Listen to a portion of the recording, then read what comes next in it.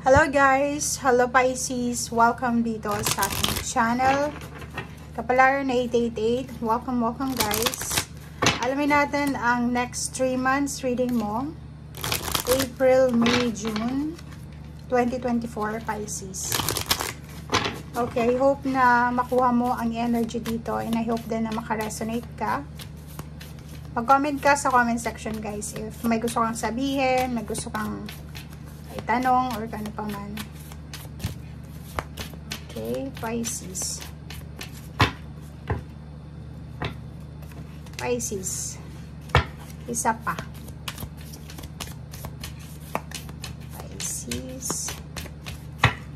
Wala.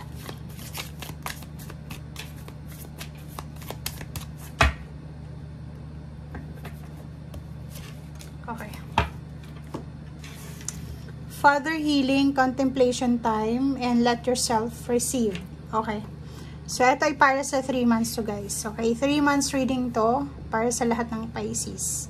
Pwede itong April, May, June, or June, April, May. So, yan. Okay, so, unang baraha is,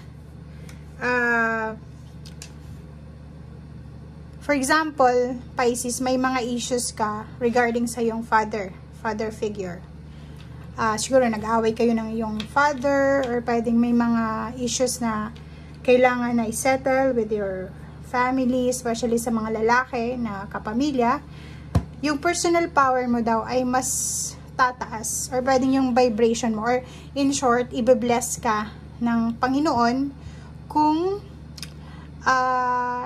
yung mga issues natin sa ating magulang, especially sa father figure, ay ibibigay natin yan sa Panginoon at hindi tayo yung magre-resolve niyan. Okay? So, ibig sabihin, kahit na gaano pa this 3 months na to, April, May, June, gaano pa kabigat dalhin ang inyong father. Like, pinoproblema kayo ng father nyo or kinukonsumisyon kayo, lift everything sa ating Panginoon. Dahil mas lalo kang i-bless.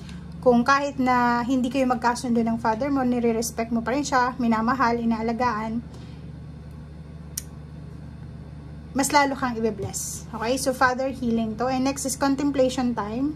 So, April, May, June is sinasabi na spend time alone, meditating upon what you truly desire. So, ang 3 months na to is parang hindi ito yung pagdedesisyon ng padalos-dalos. Hindi ito yung decision making na, ay, kailangan ko mag-desisyon ngayon mismo. Kailangan mong pag-isipan.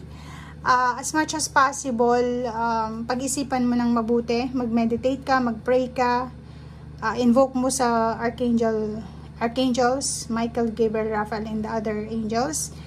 And yun, wag kang gagawa ng desisyon ng mabilis na hindi mo pinag-iisipan. And the third card is let yourself receive. So yun, if ever may mga gustong tumulong sa'yo, kung hindi lang sa lahat ng oras ikaw yung nagbibigay, 'di ba? So for example, kung dati ay ikaw yung tumutulong, ikaw yung nagbibigay ng pabor, siguro ngayon hayaan mo naman ang sarili mo na makatanggap ng blessings or ng tulong, ng loving care, or kung ano man ito na gustong ibigay sa'yo without guilt or apologies. So, hindi ka dapat nagigilty kung ikaw yung nagre-receive ngayon ng mga tulong or blessings. Okay?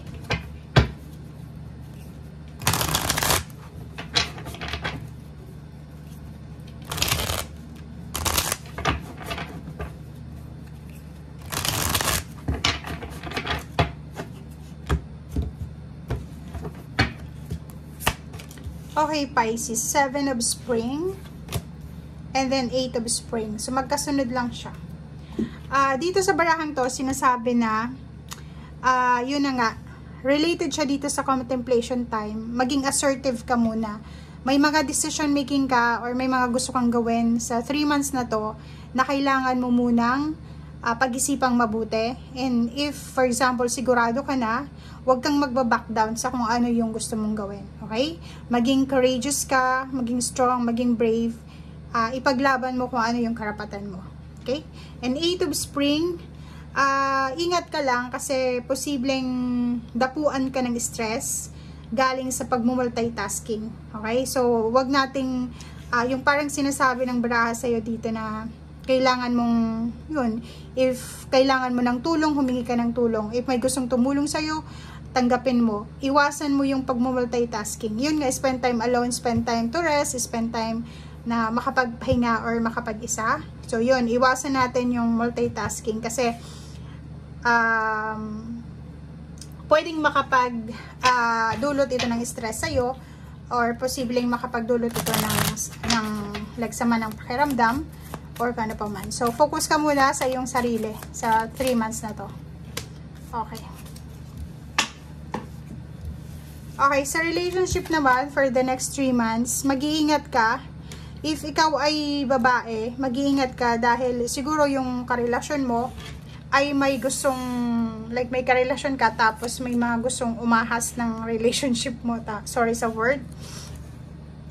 And dito din sinasabi ng baraha na kung sino man ito, posibleng malalaman mo din ito, 'di ba? May susi ka, 'di ba? So if ever man may mga kinakatakutan ka sa relationship mo, sinasabi ng baraha sa'yo dito na huwag kang matakot kasi makikita mo na yung kung ano man ang mga sekreto regarding sa relationship or sa kung ano pa man. Okay? Basta ingat-ingat lang kayo dahil posibleng isang babae ang maging dahilan ng pwedeng problema relationship or posibleng isang babae ang medyo foxy siya, medyo manluloko, scammer o ano po man. So, mag-iingat ka sa usaping relationship yan.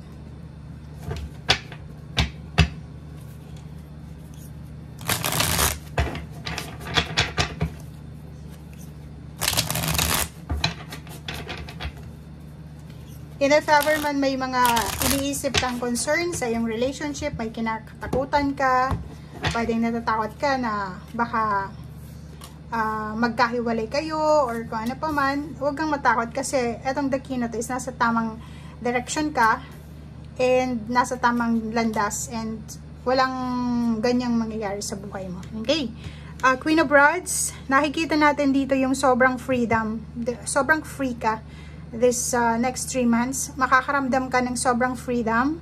It's either freedom emotionally and financially. Nakikita natin dito na maganda din yung relationship mo. Maganda. Sobrang stable ng relationship mo. Sobrang kalmado ng pamilya mo. Etong facts na to sa relationship, pwedeng sa single ito or sa may mga girlfriend, boyfriend. Pero kung may asawa ka na, sinasabi ng baraha sa'yo dito na going stronger and mas magiging maganda yung takbo ng relationship mo. Meron din ditong travel. Pwedeng may travel, may mga, anong tawag dyan? Transition. Pwedeng lilipat ka ng bahay, may pupuntahan ka, magbabakasyon ka, or babiyahe ka, or bibili ka ng sasakyan. So, yun.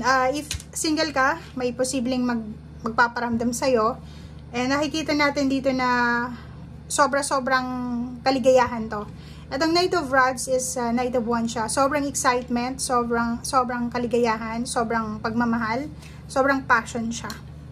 Emperor card, you are empowered, and King of Pentacles. So, kung makikita mo dito, Pisces, sobrang ganda ng baraha mo kasi ang sinasabi ng baraha sa'yo na sa 3 months na to, financially, sobra kang empowered. So, hindi ka masyadong mamumroblema sa pera kasi siguro marami kang savings or marami kang ipon.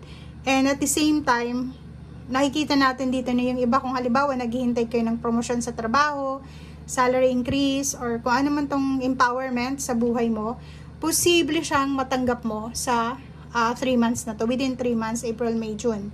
And yung King of Pentacles mo, may hawak ka ditong pera eh. Malaking halagang pera yung hawak mo. And yung relationship mo din, maayos yung relationship, lalo na kung married ka or in a relationship ka, may girlfriend, boyfriend. And sinasabi ng barahan na maraming pagbabago, maraming victory and success na darating sa buhay mo sa 3 months na to.